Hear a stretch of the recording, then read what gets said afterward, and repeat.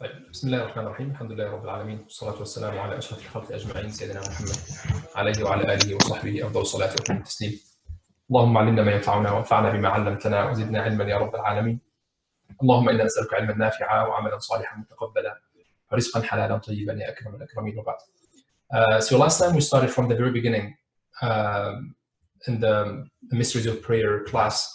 I gave a very brief introduction about the book, the classic book of Imam Al-Ghazali rahimahullah on reviving the Islamic sciences, and how he classified the book over 4 main divisions or quarters, and each one was covering a certain topic, from the ibadat, the acts of worship, to the adat, to the munjiyat and the muhlikat. And the first part of the 4, he was covering the ibadat over 10 chapters, and one of the chapters was the mysteries of prayer, or asrar al-salah as he called it. And under this chapter of salah, he talked about multiple topics, 7 main topics as listed in the slide. And we are going to focus only on one of them, the third one, which is the virtues of the inner or the inward acts of as-salah, or the prayer. So that was a very brief introduction last time about the topic. What we talked about last time was why, after the introduction, why do we study this book? Why do we study this topic? And then it was, how do we define khushu'? Because the very first sentence that Imam Al-Ghazali introduced the chapter with was that there is a kind of a stipulation of khushu' and hudur al-qalb, and the presence of the heart in the salah. And then we asked that question, is it actually a stipulation in the fiqhi sense, which means it's a condition? If it is not met, the prayer is not valid. So we tried to define khushu' first, and we offered some multiple definitions as in the slides. And then the opposite of khushu' to be the heedlessness or al-ghafla. And then Imam Al-Ghazali mentioned few evidences or adilla about the stipulation of khushu' in the salah. So he mentioned the ayat from the Quran, 3 ayat from the Quran: وَأَقِمِ الصَّلَاةَ لِذِكْرِي وَلَا تَكُنْ مِنَ الْغَافِلِينَ لَا تَقْرَبُوا الصَّلَاةَ وَأَنْتُمْ سُكَارَى حَتَّى تَعْلَمُوا مَا تَقُولُونَ. Then he mentioned also some ahadith from the Prophet sallallahu alaihi wasallam about that would imply the requirement of khushu' to be a shart, or a condition for the salah. And then Imam Al-Ghazali, and this is where we're going to start today, inshallah. Imam Al-Ghazali then talked about what is the rationale behind stipulating al-khushu' to be a condition for the salah, right? So he said one way you can look at it is, if you want to view all the pillars of Islam from the lens of a khushu', or the lens of the presence of the heart, let's think about the other pillars of Islam first. So he said, when you think of the zakah, again, we are thinking of the pillars of Islam from the perspective of the khushu', or the presence of the heart. So when you think of the zakah, what does the zakah do to your heart? What does the zakah do to you in terms of the khushu'? He said, at that time when you are paying the zakah, you are disciplining the possessive desire of wealth that you have, right? So regardless if your heart is present at this moment or not, one of the goals of the zakah at least has happened already.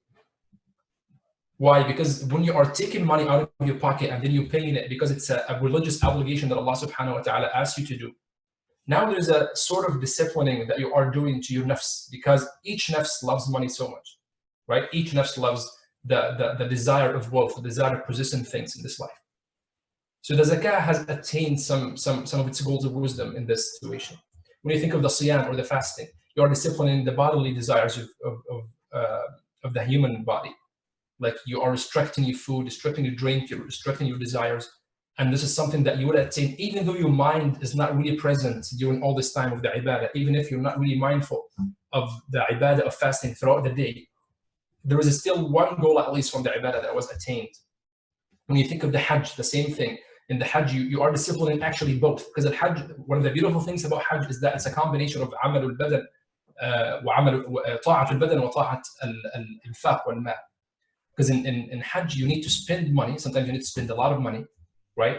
To be able to perform the ibadah. So this one side. So you are tested with your love of money again. And at the same time, you are doing a lot of physical activities that you are getting yourself exhausted by doing these things for no purpose other than just believing or obeying Allah subhanahu wa ta'ala. So again, one goal of al-hajj was actually already attained, even though the presence of the heart is not there. Right? So zakah, fasting, and hajj. Okay, now let's think through the same logic. Let's think of the salah. What is prayer about? If we thought of zakah like this, if we thought of fasting like this, if we thought of hajj like this, right? Now let me just start with a question first. What are the main components of salah? If you want to summarize the components of the salah, what are the main components of the salah? Can anyone answer in the chat? Just try to summarize the salah in 3-4 major components. What would be the main things that you do in your salah, regardless of the repetition? Anyone? Physical movement, Quran. Anything else? Or that's it?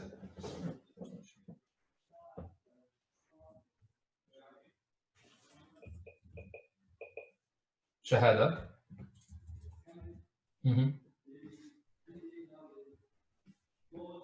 Intention. Let's think of one genre that actually includes all of these things, right? Or the majority of these things. Let's sum up all these things into 2 or 3 major things. Dua. The mind. The mind, you mean the mind as a condition for the salah to be valid, right? So one of the conditions of obligation of salah, one of shurut al-wujub, is the person has to have his mind. Is that what you mean? You mean by the mind, like the brain of a person who knows what is prayer and why does he need to pray? Qiyam, ruku', sujood, and julus, khushu' as a category to some of those components. Okay. So you mean by the mind a closer meaning to the khushu' or the presence of the heart? Right? Okay, yeah. So the khushu' or the presence of the heart, which you express about to be the mind, is actually the outcome of our discussion, right? What we need to get as a result. But if we want, all the answers you gave are correct. If we want to summarize all of these answers in 3 major things, would be as you say that. Dhikr / recitation, you can include them both, because by the way, when you say dhikr, reading the Quran is considered to be a type of the dhikr. And Quran itself is called dhikr, right? So when I say dhikr / recitation, I mean dhikr that includes reading the Quran as well. So dhikr, which includes the recitation, ruku' and sujood, right? Yes, there is julus, there is that setting between the 2 sajdas, there is the julus at the end for the tashahhud. But the major things is physical movement, as one of you said, I think, and whatever you say by your tongue as a dhikr or reading of the Quran or the ad'iyah, right? So let's think of the salah this way. So now we understood what happens with zakah, what happens with fasting, what happens with hajj. But when we think of the salah and we find out, okay, there's dhikr, there's ruku', there's sujood. And then let's break down these 3 components and think of them in terms of the khushu'. The dhikr is an act of invocation. It's an act of munajah, right? The whole point of dhikr, the whole point of reading Quran in the salah is to connect, right? Is to connect with Allah subhanahu wa ta'ala, is to commune with God, right? So this has to require a presence of the heart, because otherwise it means nothing if you are saying words that you're not mindful of. And Imam al-Ghazali mentioned this example. He said, when you are reading in your salah, ihdina as-sirata al-mustaqim, right? Guide us to the straight path. If you're not aware of the meaning of guidance, and you're not aware of the meaning of a straight path, and you're not aware of the meaning that it's something that Allah bestows upon you to guide you to the straight path, so there is no point of saying this, of saying or uttering these words, right? It's not even respectful to Allah subhanahu wa ta'ala. And this is the sad and the dangerous part about it, is that Allah knows your heart and knows what's happening in your heart. So when Allah subhanahu wa ta'ala hears you saying ihdina as-sirata al-mustaqim, but He knows at the same time you are not thinking about it even 1%, you look so bad when you are doing this in front of Allah subhanahu wa ta'ala. And not even this, He's saying you cannot conceive, you cannot conceptualize a concept of a dhikr without having this heart present.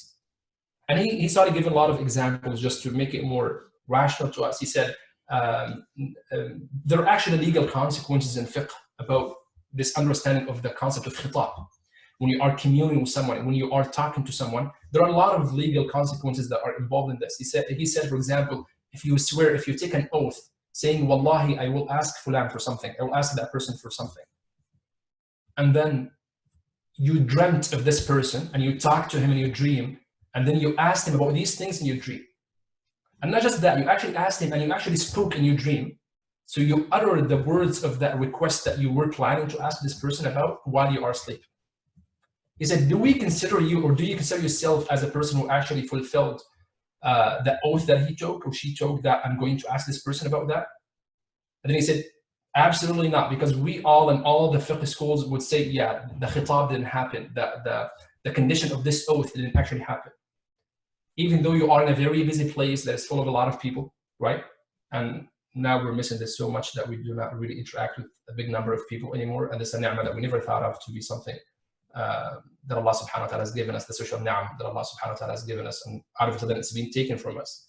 And usually the most dangerous things about blessings are the blessings that we do not think of, or the blessings that we take for granted, or the blessings that we think we deserve them, even though we do not deserve anything, right? And approaching a relationship with Allah subhanahu wa ta'ala on the premise that you deserve something is completely fallacious, because you do not deserve anything. Even the mere existence of your body in this life is a blessing from Allah. Every breath you take in and out, it's actually a blessing from Allah subhanahu wa ta'ala. You didn't deserve anything. And the problem is, to connect this point, I know I went for a tangent, but to connect this point to the prayer, actually, we need to think of a prayer in this way. This analysis that we are learning from Imam al-Ghazali is very important, because this is the core essence of the prayer. And sadly, there are so many people who think of a prayer to be a kind of a contractual agreement between you and Allah subhanahu wa ta'ala, that I want to do this and Allah will give me this in return, which is one of the worst understandings of the meaning of a prayer in Islam. And this is a very common complaint and a very common question. I myself get this question a lot, that people are saying, I've been praying for a couple of years, but I didn't get that thing that I was looking for. I didn't get that thing that I keep making dua about. I tried to be a better Muslim. I kept praying, and then I wanted to get this job. I wanted to get this university. It didn't work out. So what is the point of me praying anymore? This question is very, very common among Muslims. The problem of this question is actually completely illogical, because it's based on a premise that you think you're praying to get something in return, or you think you actually deserve certain things from Allah subhanahu wa ta'ala, as if you're telling Allah that I did this, you need actually to give me something. While you worship to Allah subhanahu wa ta'ala, you do not benefit Him subhanahu wa ta'ala by doing anything to Allah. Right? إنكم لن تبلغوا نفعي فتنفعوني ولن تبلغوا ضري فتضرون. Allah subhanahu wa ta'ala says in the Qudsi hadith that all of you, even if all of you come together to benefit me with something, you will never be able to do so. If all of you would come together to harm me with something, you will never be able to do so. Your ibadah, your obedience, your disobedience, completely on you. You do not benefit Allah subhanahu wa ta'ala with your ibadah. You do not harm Allah subhanahu wa ta'ala with your ibadah. ما نقص ذلك من ملكي شيئا, as he said. My power will never decrease. My mighty and grandiose will never be affected by your disobedience of Allah subhanahu wa ta'ala. Right? So understanding the salah to be something that we do, so Allah gives us some things, or I'm praying to gain something materialistically that I'm expecting. And I'm not saying salah doesn't bring barakah. We have to balance between these two concepts. So salah does bring barakah, of course. And salah does bring you light in your heart, and does bring you a lot of benefits. Sometimes these benefits, yes, are materialistic, but this is not the point of the salah. You do not pray to get something in return. So if you pray and you've been afflicted with a lot of things in your life, you don't equate that to the fact that I've been offering prayer and I've been in a miserable life, so there's something wrong. No, there's nothing wrong. Because Allah subhanahu wa ta'ala deserves to be worshipped, because He is Allah. And you are obligated to pray and to worship Allah subhanahu wa ta'ala because you are one of His servants. You are the one that He created, and He brought you here, and He wanted you to live in a certain way. Right? So that's why the core essence, the whole point of this class, talking about the khushu' and the presence of the heart, because there's nothing else we should think of the salah other than that. And to feel bad about ourselves that we have been offering prayers for that long in our lives, and we can tell, and this is something that everyone has to ask himself or herself about, that how many prayers, in all the prayers I offered in my life, that I was actually really connected with Allah and with the words and with the ad'iyah that I'm saying. So back to that logic of the dhikr, he said, Imam al-Ghazali, this act of invocation, if your heart is not there while you are doing it, then there is no actually point of making this dhikr. So this about the dhikr. He said, okay, let's talk about the ruku' and sujood. Probably ruku' and sujood is something that we can rationalize more, that actually khushu' is not really required for ruku' and sujood. He said, what is ruku' and sujood?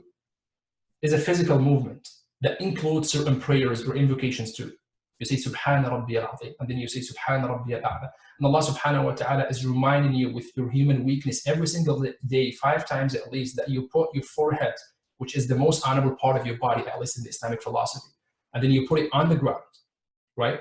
Which is metaphorically on the dust, just to show Allah subhanahu wa ta'ala full submission. This is the most embodiment of a submissive relationship, that a person who would prostrate, who put his forehead or her forehead on the ground just to say Subhana Rabbi al-A'la. Allah is the Most High. I celebrate the praise of Allah subhanahu wa ta'ala, the Most High. So these two physical movements, they include some certain prayers, right? And we cannot think of them otherwise. You cannot think of ruku', you cannot conceptualize ruku' to be something else other than showing ta'zim, showing that you are believing in the magnificence of Allah subhanahu wa ta'ala. Same thing with the sujood.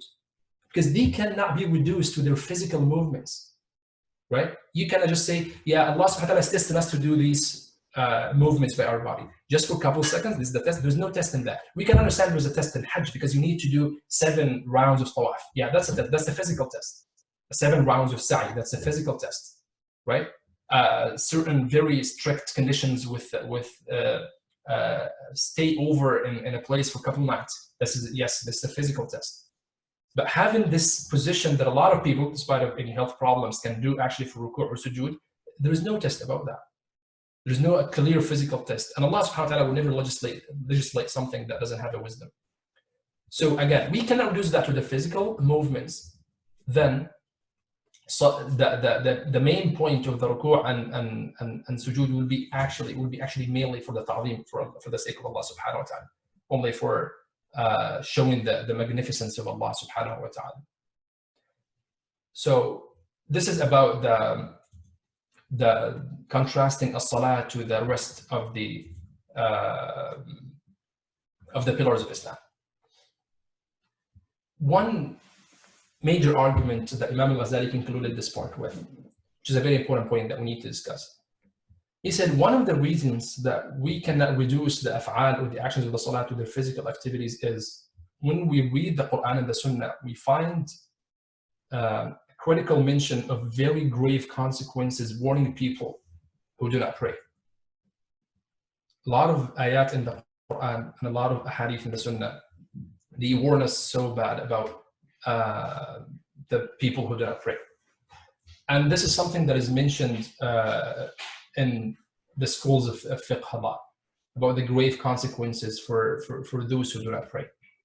And in short, the hukum that the scholars mentioned is that there are two major types about the people who do not pray. There's a person who doesn't pray out of disbelief that this prayer is not obligatory, or is obligatory. He disbelieves, or she disbelieves that the prayer is not obligatory. So he denies the fact that the salah is obligatory. He denies the fact that the salah is something that Allah subhanahu wa ta'ala has obligated. I'm not sure if actually the screen, the writing on the screen is something that someone from the class is doing, or there's a problem with the program. Okay.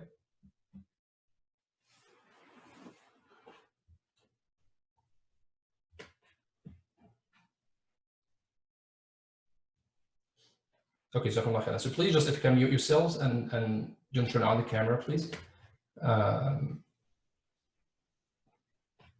Okay, now we're good. So again, so there are two major opinions about the one who does not believe. If there is somebody who actually doesn't believe in Allah, doesn't believe in the obligation of the salah, or someone who doesn't pray only because out of laziness, for example, right? He or she just like, they say, yeah, we know that salah is actually something obligatory. We know that Allah subhanahu wa ta'ala has commanded us to pray, but we don't feel like doing it for whatever reason. And those are completely different category, even though the result is the same, that both persons are not praying, right? The one who denies the fact that salah is something obligatory in Islam, this person, we do not consider him to be a Muslim, because it's an act of kufr. Because the essentials of Islam, the 5 pillars of Islam, shahada, salah, siyam, wal hajj, right? Those 5 pillars of Islam, if you deny the essential, the essential existence in Islam, because we call them ma'lum min ad-din bil-darura, something that is well established in Islam to be part of the religion. If any person denies that, he's not a Muslim, or she's not a Muslim, right? The process of dealing with this person is a different story, but I'm saying you cannot deny salah and you're still a Muslim. This is basically, long story short, right? So this is one side of it. The other side, if a person actually does not pray, again, he believes or she believes that salah is something obligatory, but just like they don't perform the salah. And again, just out of neglecting the obligation from Allah subhanahu wa ta'ala.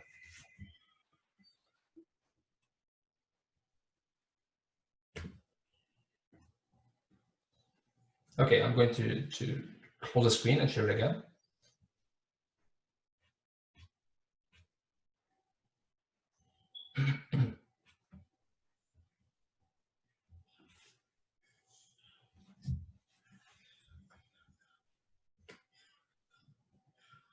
Okay, so this second person, the one who doesn't pray just out of laziness or out of negligence of the importance of the salah.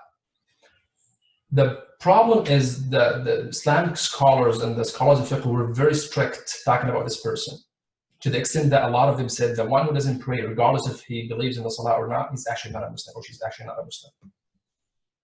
So there's a big part or section of the scholars who believe that tarku salati kufr. If you abandon prayer, regardless of what you believe about prayer, regardless of your opinion about its obligation, this is actually an act of kufr.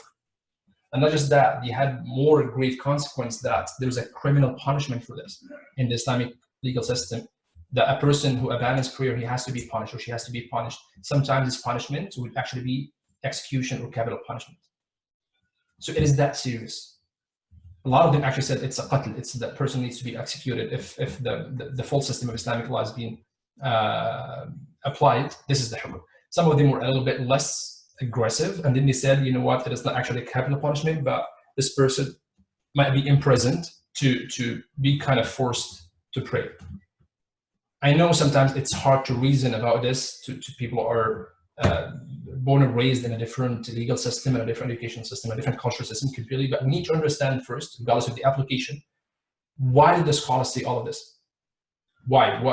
What made them that much stubborn about that? And it's not them, actually. It's not something that the scholars made up. It is something that when we extrapolate different texts from the Quran and the Sunnah, and from the aqwal and the sayings of the Sahaba, you can see this very clearly possible meaning from what they said. When we read that the Quran would make the salah in so many different contexts, that the salah is a sign, tarku salah, abandoning prayer, is a sign of kufr in so many different ayats. When the Quran talks about the people of the hellfire, and then they would be asked by the Muslims or by the angels or by Allah subhanahu wa ta'ala, what led you into the hellfire? And then a lot of times they would answer by saying, Lam naku min al-musallin, or around this meaning that we were not of those who prayed. And they are being asked about the reason they are in the hellfire, right? And now they are saying, yeah, just because we didn't pray, or we were not among the people who prayed. And there are multiple other ayat that talk about the same thing. When Allah subhanahu wa ta'ala says in the Day of Judgment, talking to the people of the hellfire, وَإِذَا قِيلَ لَهُمُ ارْكَعُوا لَا يَرْكَعُونَ, when they are told to make ruku', they wouldn't make ruku', right? And the ayah is talking about the reasons or the causes that made those people be admitted to the hellfire. In the hadith, so many different hadith that the Prophet sallallahu alaihi wasallam would talk about tarku salah in this way. He said in one of the common hadith, he said, Al-ahdu alladhi baynana wa baynahum as-salah, the covenant that stands between us and them. That means the people who do not believe in Allah, the non-Muslims, is the salah, is the prayer. Whoever abandons it, he or she has committed disbelief. فَمَنْ تَرَكَهَا فَقَدْ كَفَرَ. Right? In a different hadith, he said to one of the companions, لَا تَتْرُكُ الصَّلَاةَ مُتَعَمِّدًا, don't ever avoid or abandon salah intentionally. فَإِنَّ مَنْ تَرَكَ الصَّلَاةَ مُتَعَمِّدًا فَقَدْ بَرِئَتْ مِنْهُ ذِمَّةُ اللَّهِ. If a person abandons prayer on purpose and intentionally, Allah subhanahu wa ta'ala would have nothing to do with this person. This is the literal meaning, which means that Allah subhanahu wa ta'ala would deny this person from his mercy, azza wa jal. And not just the Quran and the Hadith, actually most of the Sahaba had the same understanding about the Salah. This common Hadith in Sunan al-Tirmidhi, that the companions of the Prophet sallallahu alaihi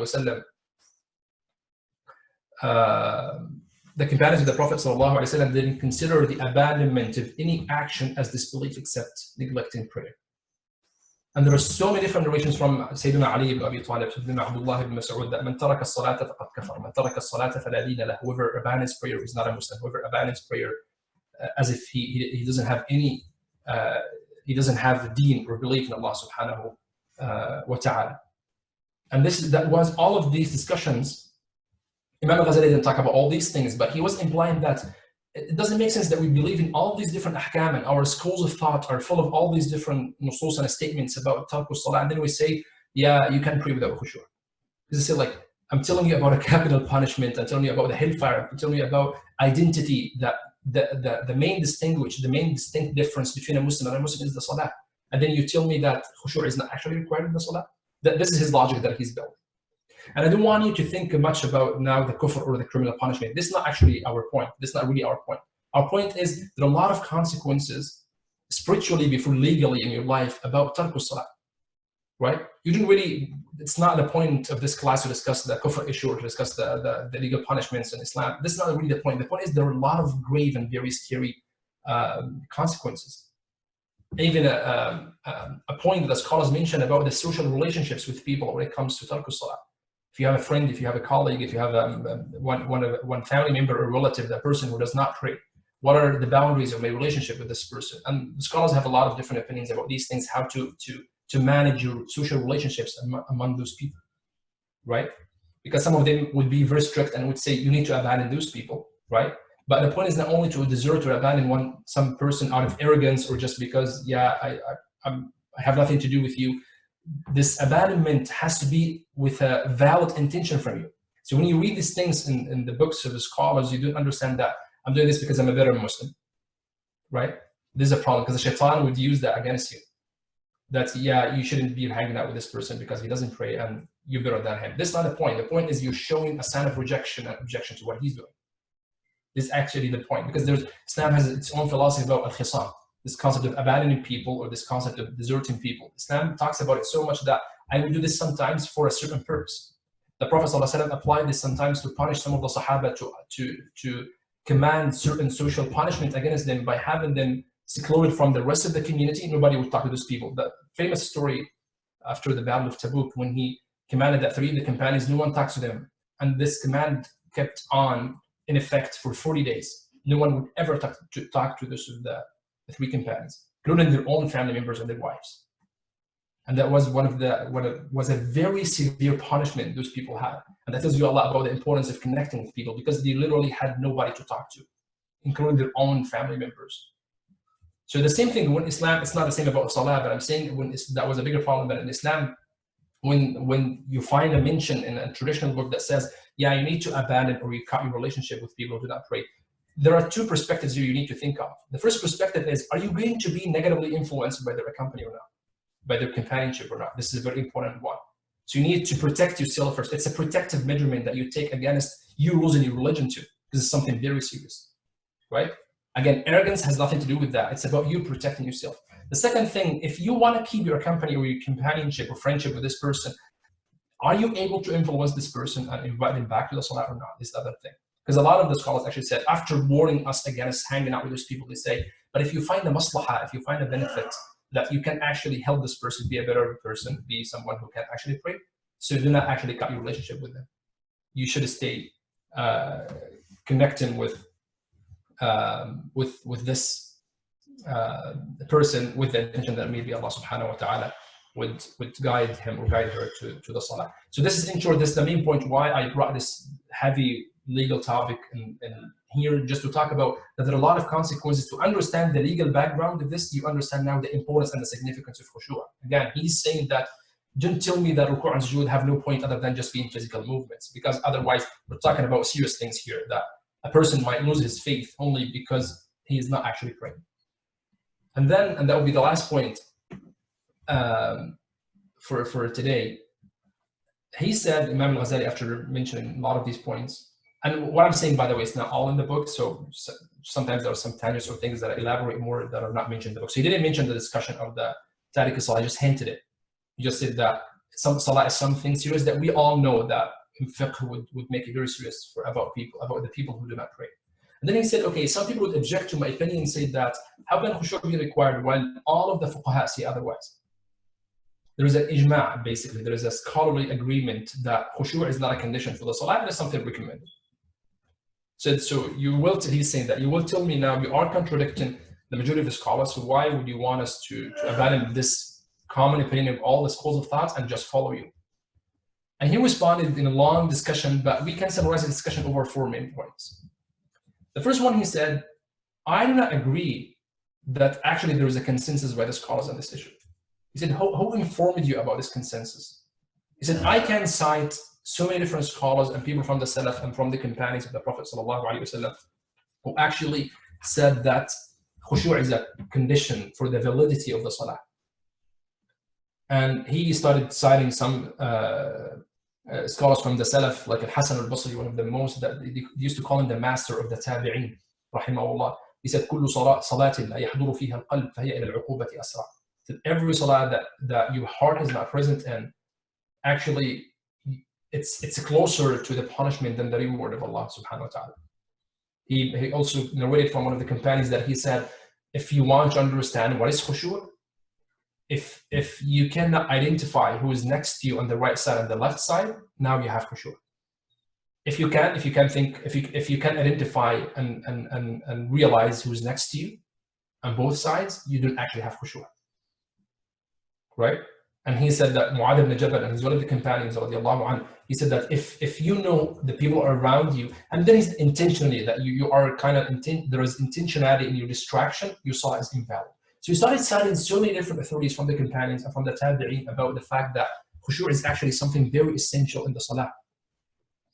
And the Prophet ﷺ said in multiple hadith, some of them are not very authentic, but the overall meaning is that sometimes you pray and you get only like 10% of your prayer in terms of the reward, in terms of the outcome of the salah. Sometimes 6%, sometimes more or less.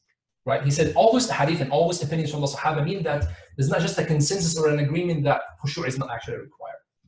So that was the first argument he made. Second argument, he said, and furthermore, the fiqh scholars are not concerned about the internal and the inwards of the salah. They are more concerned about the outward. And this is something that we have to differentiate between fiqh and spirituality. That's why both are very important. Fiqh deals with the outward. Fiqh will tell you how to avoid being punished, basically, right? So it deals with the minimum. It tells you that this is the least. Having khushu' at the very beginning, we are making the niyyah is enough for you, right? Because in most of the schools of thought, what is the khushu' in salah is in the niyyah. The translation of the word khushu' in the fiqh language is the niyyah, the intention. What is intention in the salah? It's at the beginning when you are saying Allahu Akbar. If your heart is present when you are saying Allahu Akbar, this is enough. Enough for what? This is the question. So he's saying it's enough for the fiqh, which means it's enough that you did the minimum for the salah to count as a salah. But it is not by any means enough in your spirituality that you have actually attained the main goal of the salah. Because someone is talking about the outwards and someone is talking about the inwards of the salah. Again, fiqh builds the general bare minimum of the actions that you have to perform, right? And then spirituality will delve more into the deepest of these things to talk about the inner dimensions of all these things that you have to do in salah. So fiqh will tell you ruku' is essential. And at least you have a tuma'nan, you have a very little pause in your ruku' to make it valid, to make it sufficient as a fiqhi condition. Same thing with the sujood. But then spirituality comes and tells you, yeah, but sujood is the closest state with Allah subhanahu wa ta'ala. So make it a bit longer. Say more dua, say more dhikr. Try to make the Quran maybe a bit longer, and like especially when you're praying by yourself or you're praying Qiyam al-Layl, for example. So spirituality would come with all these things to fuel the manifestations of the meanings of the fiqh in your heart. So we need to understand again the relationship between the fiqhi bare minimums versus the perfection. And he said there's al-kamal, the perfection of the salah, and there's the bare minimum that the fuqaha would be concerned about. And he's not here criticizing the fuqaha specifically, but he's saying that there are two dimensions, two perspectives of looking at the issue. Because usually fatwas would attempt to find the largest and the greatest common denominator to accommodate most of the people, right? So يمشي الفقيه مع الضعيف, like what is the least? Because he said, the fuqaha say, if we say khushu' as a condition, 99% of our prayers wouldn't be valid. And we cannot say that. And again, when you say they say and they cannot say, we don't mean that they control the legislation, because obviously they are relying only on the text of the Quran, the Sunnah, but this use is metaphorical. So they say that we have to go by da'if wa amirul rakb, as they say, that we go by the bare minimum, the least of abilities of people is that, yeah, have your heart present when you're saying Allahu Akbar to start your prayer. Some of the scholars, and this is the last point about today, would say that at-taqwa ghayru al-fatwa. There is a huge difference between taqwa, between piety, between fear of Allah subhanahu wa ta'ala, and between al-fatwa. Fatwa would give you a way out sometimes. Fatwa would tell you the bare minimum sometimes. Fatwa would offer you things just to get the shortcut to do something. Not in a wrong way. It's still fatwa and it's still valid. But this is not what the Muslim should aspire to. The Muslim should aspire to the highest level of all these things to build a healthy and real connection and relationship with Allah subhanahu wa ta'ala. So those were the four major arguments he had against the question that if all the fuqaha said khushu' is not a requirement for the entire duration of the salah, so why are you saying all of this? So he listed these four arguments. We ask Allah subhanahu wa ta'ala to bless all of you and ask Allah subhanahu wa ta'ala to forgive our sins and to grant us the ability to attain the level and the position of khushu' in our salah, inshallah. Now we just conclude with a reminder that tonight is the night of the 15th of Sha'ban. And it's a special night and it's a blessed night that is mentioned by a lot of different scholars and tabi'een, that it's one of the special nights that Allah subhanahu wa ta'ala inshallah would accept the dua and the ibadah from the person. And there is a general recommendation that you offer more ibadah this night. And multiple hadith, some of them are not actually authentic hadith, some of them are sound hadith or sound reports, hadith hasan. But the majority of the four schools of thought, if not all of them, said that the overall meaning of this hadith is sound, all this hadith is sound, which is extra worship in this ibadah without a specification of any kind of worship is actually recommended, because Allah subhanahu wa ta'ala, inshallah, the hadith that talks about Allah offers forgiveness and rahmah in this night. So you say just do more ibadah, be it Quran, be it Sunnah, prayer, or dua, whatever ibadah, whatever kind of active worship you want to offer, it's actually recommended tonight. And the night already started because the night starts after Maghrib. So we are already in the last night that we have this opportunity, inshallah, that Allah subhanahu wa ta'ala grant us the mercy and the forgiveness of this night, inshallah. Imam al-Shafi'i said, بَلَغَنَا أَنَّ الدُّعَاءَ يُسْتَجَابُ فِي خَمْسِ لَيَالٍ. He said, I've narrated from scholars that dua will be accepted in 5 nights. And he counted one of those nights is the night of the middle of Sha'ban, which is tonight, inshallah. So we ask Allah subhanahu wa ta'ala to grant us the ni'mah of understanding His religion. And we ask Allah subhanahu wa ta'ala to grant us the guidance to the straight path and to shower us with His mercy. Jazakumullahu khairan. Barakallahu feekum. So Allah subhanahu wa ta'ala an yanfa' bikum, inshallah. Assalamu alaikum wa rahmatullahi wa barakatuh.